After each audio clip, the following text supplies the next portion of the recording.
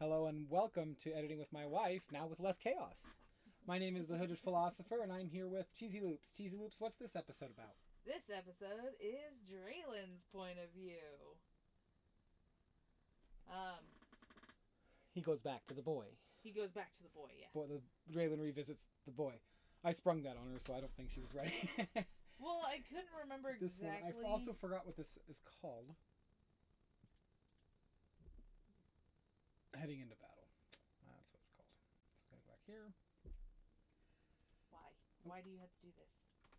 Anywho. What happened in the last chapter? In the last chapter, Nathaniel gets, I'd say the biggest form... Oh, how would you word that? I have words in my head. Biggest form? No, it's... He's got a giant headache as he runs through some craters. I was gonna say full brunt of Chaos's aggression, but it's not really the full brunt. The thing about Chaos is it's like... I mean, I said no chaos. It's like less chaos. It's hard to hold all at once. The problem is that one person struggles to hold chaos because we're practiced at holding order. Mm-hmm. So he's trying to hold back chaos. And all he's used to doing is conceiving of order and implementing order. It's very important.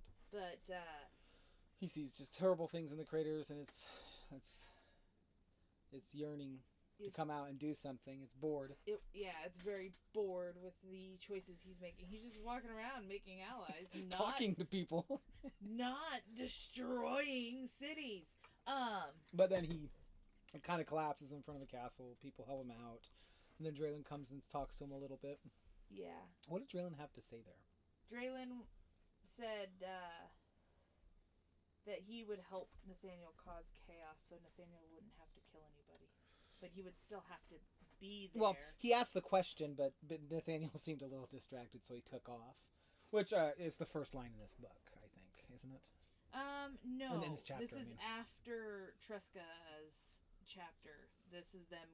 Yeah. Leaving the room. Yeah. So Draylen was walking next to Nathaniel.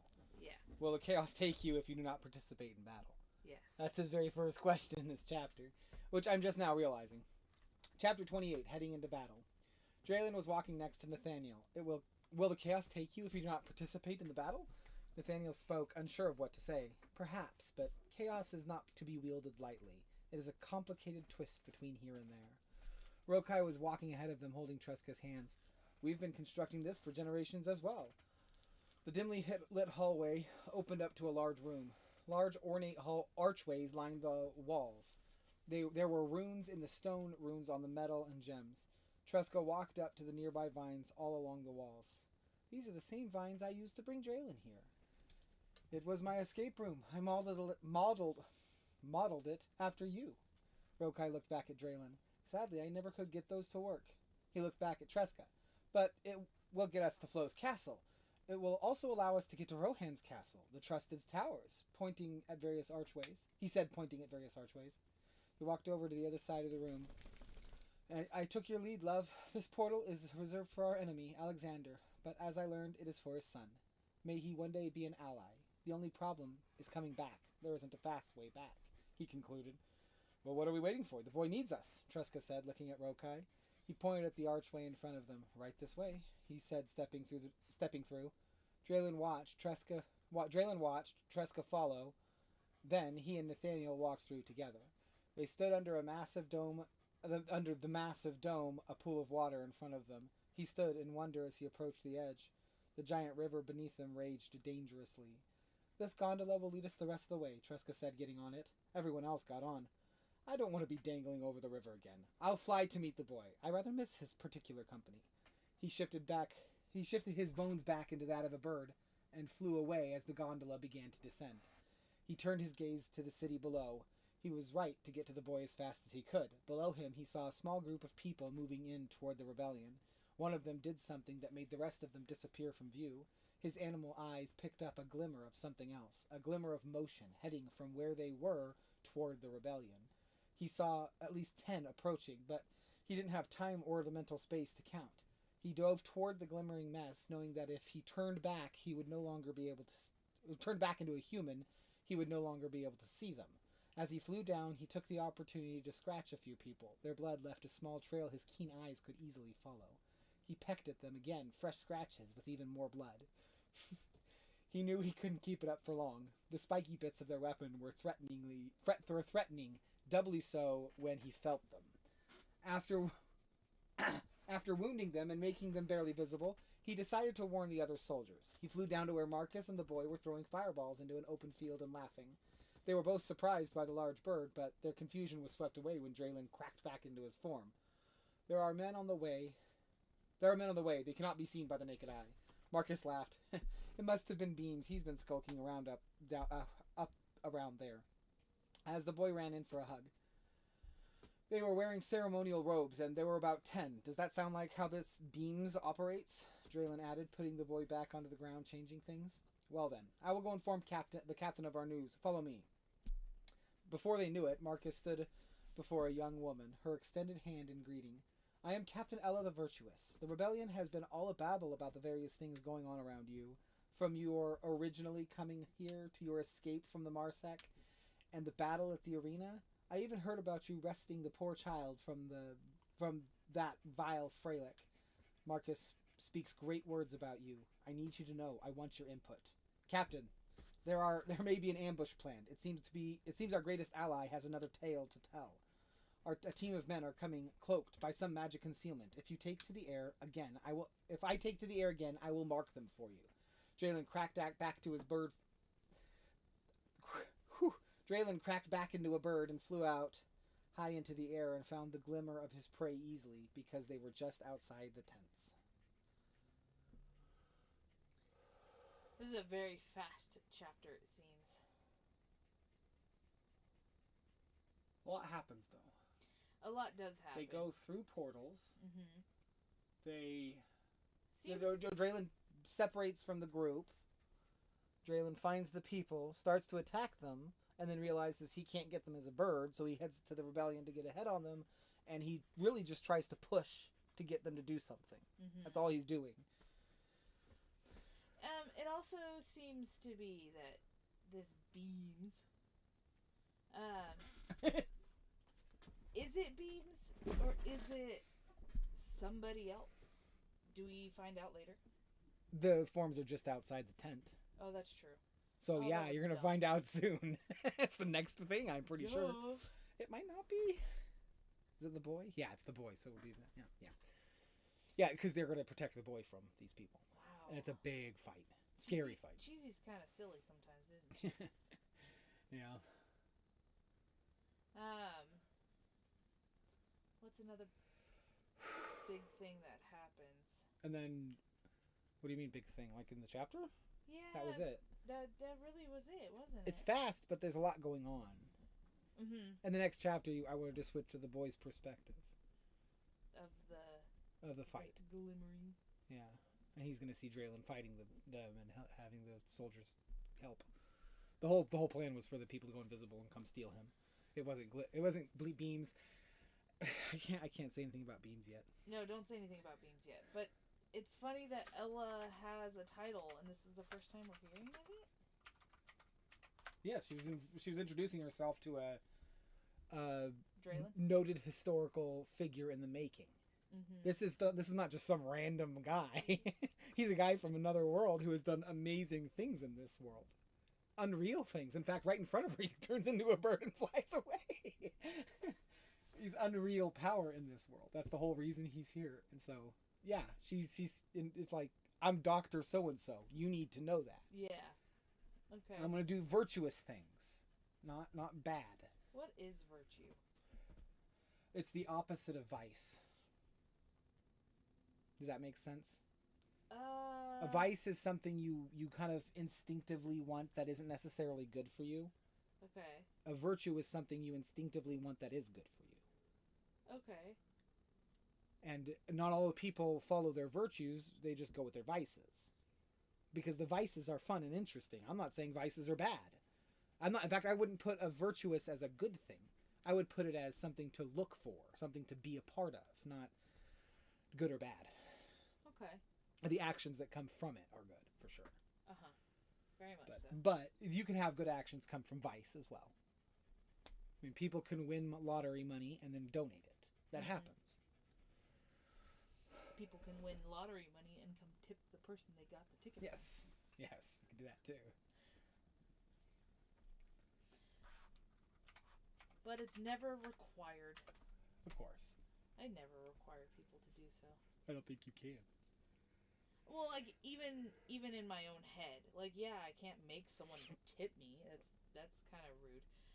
But Greed is a vice, isn't it? So you were doing something virtuous. But it's a great question for the day. Ooh, what you got? Something virtuous. Something. It's a good word. It's a good word we don't use enough, especially since most people know what vices are. You know, that's something we all know and love. But the virtue is the other thing. And it's one of the most important things humans can do. Yes. Right? Is be virtuous and not hold on to your vices like there's something important. I don't know. What do I do that's virtuous? You do a lot that's virtuous. Well, like what? Help me. Help me see what I do. Well, think of your vices. And then flip them on their head and see if you do stuff like that. So, are you a greedy person? Do you ever give? Yeah. That's a virtuous thing, isn't it? It's the opposite of taking, of greed. Is giving. Yeah. And you give. In fact, I can probably name several times in working in a gas station, you've helped people gas money and, ooh, I forgot my card and it's just $1. That kind of thing. I just trekked through a bunch of snow and want to spend $3 on rolling paper for who knows what, and now I have to go back home. Okay. Yeah. I had one lady do that. Yeah, and so you gave. Why? And giving can be bad. Yes. Right? Giving can be bad when you do it too much, when you're not like letting someone be self-sufficient. But it's still a virtuous act, isn't it? Yeah. So virtues aren't all good, I guess. That's what I should say.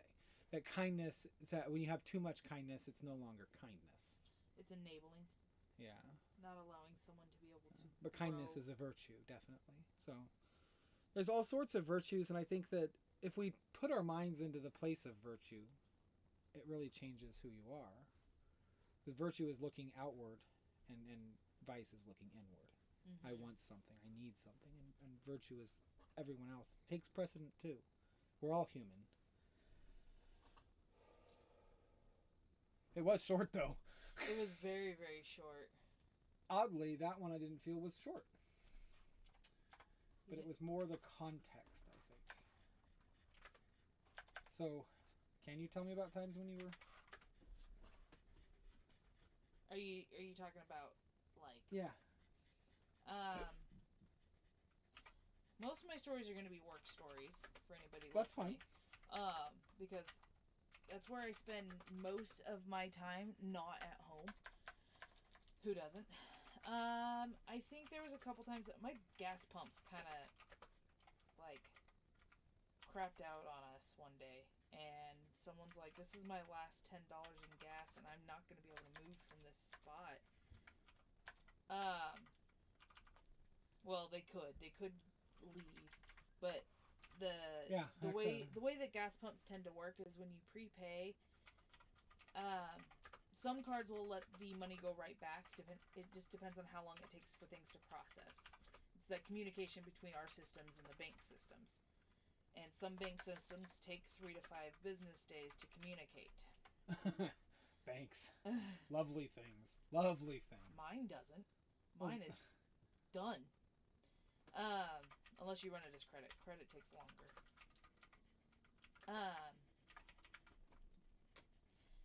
But, Dearland. So, I had... Generally, when I get tips at work, I don't really account for them until I've clocked out of work. Because oftentimes, the days I get tips are the days that someone comes in and they need $10 for whatever. Whoa. Wonder what that was. That was a loud noise. The Meridian Speedway, maybe? No. Felt like it came from quite a ways away. Sorry, there was just like a loud pop. Low boom. Could have been someone dropping something in one of the trailers. It sounded like someone got, something got hit. That's what it sounded like. That could be. It could be a car accident. Anyway. So there have been a couple times where I've gotten a tip that day and someone comes in and they're like, I remember one distinctly, which was they were coming from Utah or Texas or wherever they were headed. And they're like, they said something about their card got shut off because their bank detected fraud and they weren't going to be able to get a hold of the bank until the next day. Uh-huh. And if we knew of any place in the area that did gas vouchers. And I didn't. But I had gotten a $10 tip that day. And so I said, there'll be $10 out on that pump. Mm-hmm. I don't know where there's gas vouchers except for maybe there are some, what is it called, thrift stores. Mm. Depending on who they're run by, will have gas vouchers for people. I've seen that, I think. Well. And so that $10 allowed them to go somewhere to figure out where to get a gas voucher to get the rest of the way home.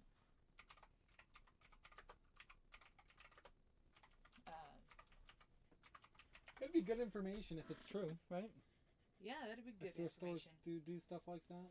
I think it was like St. Vincent de Paul. It says government can do it. Yeah, I know, like, the government can do it, but this was like a weird, crazy, random happenstance that I wasn't sure. Boise Homeless Coalition, where we live, will do that. We'll do gas vouchers. But see, that was the thing. They weren't homeless. Oh, no, there's one in Garden City. Homeless Coalition? It says food and gas vouchers are also provided to assist. And then this is a thrift store in Glenwood, off Glenwood in Garden City. Oh, okay. So, yeah, people keep an eye open. Maybe thrift stores are willing to help in that way. That's always a necessary thing. Anyway, that reminds me of the time when I worked at Jackson's. And I got a young lady that came in, said she came from the airport. Do you remember this? Mm-mm. Oh, you were involved in this. She came from the airport, and I worked night. So it was like 4 a.m. when she came, or 3 or 4 a.m. when she came in. And she didn't have anywhere else to go. And she was tired. Right? Do you remember this? And it was at Curtis. Uh-huh. We were living there in those apartments. It was just this, she's like from Brazil or something. She could barely speak English. She just needed a place to stay. And then we took her back to the airport. And we went and we talked to some of the people there. You don't remember this? No, I don't remember. Weird. It was just like, it was just one day. She slept on the couch and she was the nicest lady. I never met her again. Never heard from anything from her again. She slept on her couch? Yeah, you don't remember that? No. It was just one day. Like, it was like, what, 10 years ago now? Yeah, it's been a long time. I don't remember her sleeping on the couch. No, she did. She just needed somewhere to rest, and we got her back to the airport, and hopefully they got her home to her family. She said she was going to Washington for a match of some kind, some sort of sports thing. Jeez. Yeah. Oh, that reminds me of the guy that, I felt so bad for him. He had been walking for 2 hours in that deep, deep snow. Okay, so it was a Sunday morning. We had just gotten 11 inches. And our city hasn't seen 11 inches of snow in a while. So nothing was prepped. No one was prepared. Even though we had plenty of warning, no one was We called it Snowmageddon.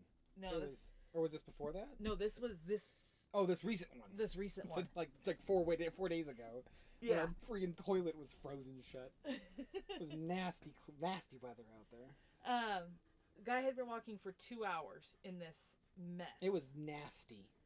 And I can't believe he walked for 2 hours. But so he's like, oh yeah, I can definitely walk. And my theory is that he had been drinking at a bar and either decided not to drive. He drove himself there and decided not to drive. Or had gotten dropped off and was planning on taking a Lyft or Uber home. And decided, oh yeah, I can definitely walk this. It's not a big deal. I'll just walk home.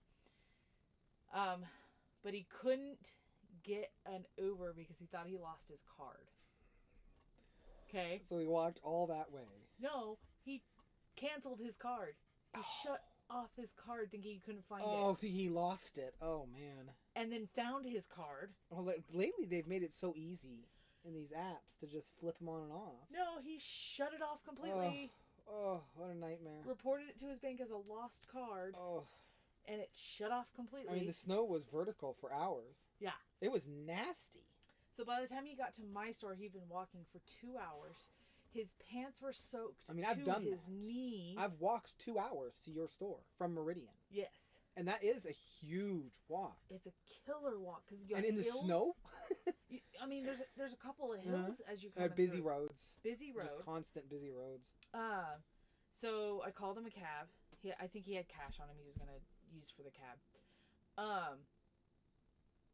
So the first cab company I called said, "Yeah, we'll be there about now 30 minutes to an hour." And I'm like, "Okay, I'm gonna give them the full hour because there's no way they're getting it here in 30 minutes."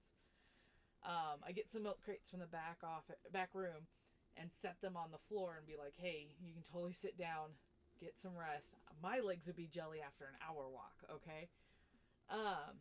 So I let him sit down. I was going to buy him some coffee or hot chocolate or tea, whatever he can to get warm. And he couldn't call anybody because his phone died on the way. So his phone's dead. He has no card. Can't call a lift. He's walking. And it's like...